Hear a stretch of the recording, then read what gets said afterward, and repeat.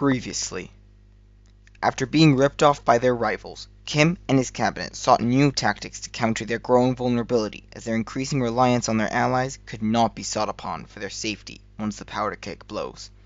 After giving an infamous speech to party members on the 6th of October, Kim declared a secret guerrilla war on his enemies, trying to escalate regional tensions so that he could fill the vacuum and take full power on the peninsula. In this video, you will see how the conflict unfolds. In the White House, there was very little response to the conflict. The US was already fighting a much bigger war in Vietnam, and both the media and the government didn't pay very much attention to the deaths caused by the skirmishes, mostly because of the mounting casualties in Vietnam. The US only had 2 army divisions in Korea, and they were simply not prepared for active combat. Most of America's best commanders and equipment went to the growing priority in Vietnam. Those in Korea were stuck with drafted men, older equipment, and an astonishing lack of it. US forces only had 12 helicopters in Korea, which made attempting to pursue any guerrilla attackers before they retreated back to the DMZ by air nearly impossible. Unlike Vietnam, Korea's drafted American soldiers had next to no experience, which made them very vulnerable to the extremely hardened and well-trained Korean People's Army. The unforeseen problems in Washington also did not help American forces adapt to the rapid changes on the peninsula. The South didn't fare much better. South Korea had no united counter-espionage policy between itself and its allies, or even between its own agencies. This meant the whole crisis had developed into a mess of jurisdiction between the military, spy agencies, and the national police. The South's army itself was full of highly motivated, highly experienced veterans from the old Korean War. However, these soldiers also had issues with old equipment. General Bonesteel took a very non-involvement role to the situation. He believed that counter-espionage should be a responsibility that should be held entirely on South Korean forces, and refused to involve himself at the dawn of the crisis. All these factors combined led to extremely successful raids into the South, many enemy deaths, and the planting of seeds for an ongoing rebellion against the South Korean government. This shows the North's stunning success in their operation. Violent incidents along the demilitarized zone between the two sides occurred around 57 times in late 1966. In 1967, it was over 400 times, and over 500 the next year. While ignorance from the upper brass led for these successes to continue, on the ground, angry South Korean soldiers who saw their colleagues and friends die in these attacks have had enough. One of these men was a man named Lee Tae-hoon. He was captain in an army intelligence unit, and described the crisis as heavily deteriorating for the morale of his fellow soldiers. He vowed to avenge those who had died so far in the conflict. When 1967 rolled around, Lee described it as the peak of the crisis, with Kim ordering the increase in scale of the operations. In response to this, Lee, with the authorization of his commanding officer, gathered and trained 6 defected North Korean infiltrators. In late 1967, they planned and executed 3 retaliatory operations in the north. These operations caused the killing of around 33 North Korean soldiers, along with the destruction or sabotage of over 50 enemy facilities. However, these retaliatory strikes did not dissuade Kim from continuing his long-term goals to eliminate South Korea by guerrilla warfare. The attacks continued, and as ambushes and retaliations increased, the conflict slowly escalated in ferocity between the two sides.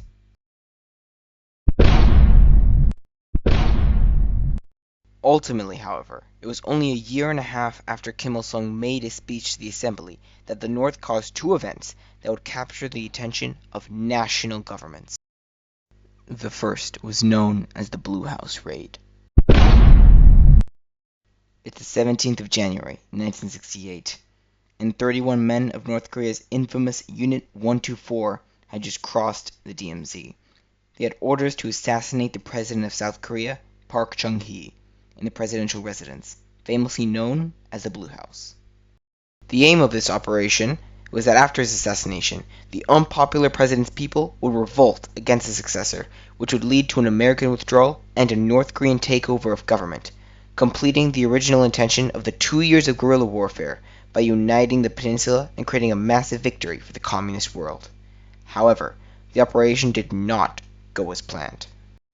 The elite group was discovered by 4 juvenile woodcutters, who, after their subsequent release, immediately contacted the authorities in Seoul about the intrusion. Almost immediately, the city was under martial law as South Korean forces hunted the 31 perpetrators, still unaware of their ultimate goal. Dressed as South Korean soldiers, they almost made it within 100 meters away from the Blue House when one of the guards raised his pistol out of suspicion to arrest the men. This lost them their cover, and the team eventually had to flee the city in a retreating gun battle. The US military, National Police, and South Korean Army launched a massive manhunt, which would lead to the deaths of 26 operatives. 3 had already died previously, while 1 was captured, and the final soldier was the only one to make it back home. On the 23rd of January, just a few days after the Blue House raid, the US would have to deal with another crisis. The USS Pueblo was a secret intelligence vessel gathering intel on the North Korean coastline. It was operating safely in international waters, but was ambushed by North Korean patrol boats. The crew attempted to flee after they were ordered to surrender to the North Korean Navy and Air Force. It was only when it became clear that they were outgunned, outmanned, and outnumbered, with no prospect of any air support, that the crew had to surrender to their new captors. However, after improperly following orders in an attempt to destroy more evidence of their intelligence gathering, the USS Pueblo was once again fired upon, which, unfortunately, led to the death of crew member Dwayne Hodges. The ship was soon boarded, and all the remaining 82 crewmen were arrested. Now prisoners of war, their fates laid entirely in the hands of their governments. The 2 major incidents brought the ongoing conflict to the ears of both presidents. Shocked by the capture of so many U.S. citizens and the imminent threat on the president of a U.S. ally, U.S. President Lyndon B. Johnson wanted to send a strong message in response, mobilizing the U.S. Navy and Air Force under Operation Combat Fox and Operation Formation Star. The U.S. mobilized around 6 aircraft carriers plus her escorts and nearly 200 combat aircraft as a show of strength towards the north. Despite this, however, LBJ still wanted a diplomatic solution and instructed General Bonesteel to do whatever he could to diplomatically release the American prisoners. President Park, however, understandably saw the attempt on his life as a declaration of war and wanted to respond harshly towards the North's aggression. When the U.S. announced negotiations with the North, excluding South Korean representatives in the process, he accused his allies of appeasement, highlighting the West's failure to handle Germany prior to World War II. Park refused to negotiate with either General Bonesteel or the American ambassador, widening the divide between the 2 allies and giving Kim Il-sung exactly what he wanted to see from the operations. Park's advisors even went as far as to support a retaliatory invasion of the North, with or without U.S. support.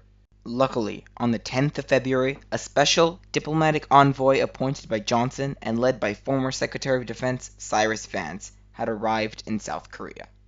He was meant to speak on behalf of Johnson as a current non-government official. His mission was to attempt to restore positive relations with South Korea, convince Park not to go ahead with the invasion, and to dissuade him from undermining any efforts by the U.S. to negotiate the release of the USS Pueblo crew. On the 11th, the 2 sides met. Throughout the 3 days of negotiations, Vance offered over $100 million of immediate military aid, including jet fighters, along with the promise of more aid to arrive, as long as Park ignored his advisors and did not endorse any coerced military action on the North. On the 14th of February, the strategy succeeded, and Park agreed to the terms of the United States. With the 2 major incidents still fresh on everybody's minds, and the revitalization of relations between the 2 allies, they chose to finally counter the crisis on the DMZ with a united response. Operation Fox and Operation Formation Star acted as an effective deterrent towards any large-scale incursion by the North. At the same time, the U.S. also labeled the crisis as the U.S.'s largest military priority, second only to the Vietnam War.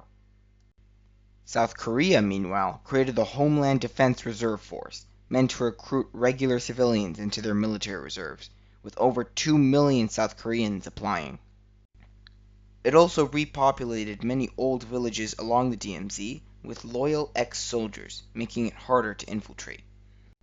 Mass support from the South Korean populace after the disastrous events proved that inciting a communist rebellion against President Park would be more difficult than the North imagined.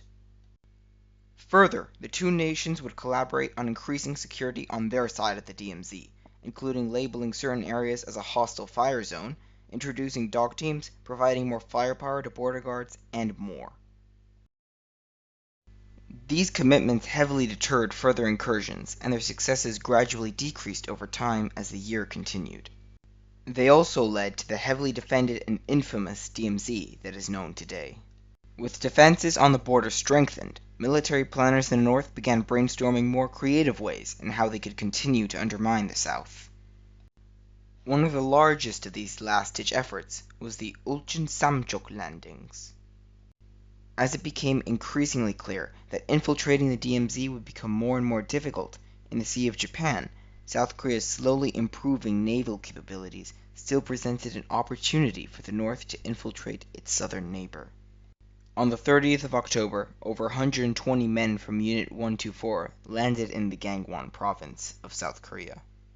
The 8 different teams intended to create guerrilla bases in the mountains and indoctrinate the locals there. However, just like with what happened during the Blue House raid, many locals managed to escape and warned the South Korean army of their presence. A manhunt went underway for the North Korean soldiers, in which all but 10 of the 120-men squadron had been eliminated within 2 months of searching. However, the occupation by the North Korean soldiers also led to the death of 23 civilians, the youngest of which was a 9-year-old boy, demonstrating to the South Korean populace just how villainous the Kim regime truly was. The remaining 7 were captured at the cost of the 40 lives of soldiers and policemen.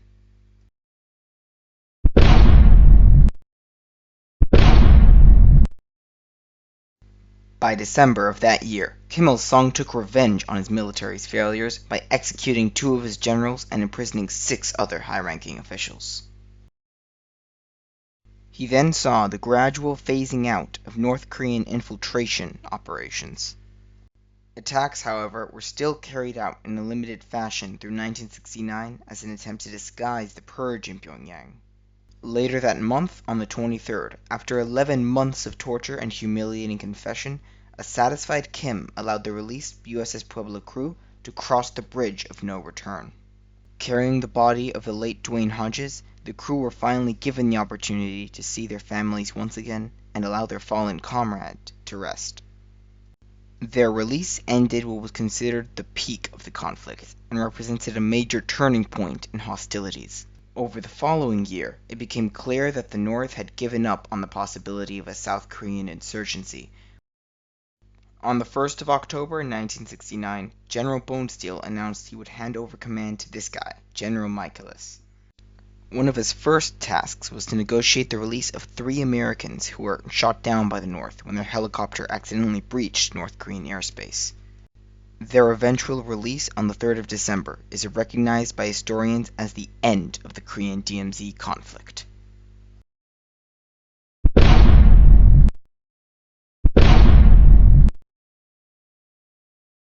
The measures taken to combat the raids led to the heavily patrolled DMZ that is known today. As of today, a raid into either side of the DMZ is nearly impossible. In terms of deaths, over 400 North Koreans would die in the conflict, along with 300 South Koreans and 40 Americans.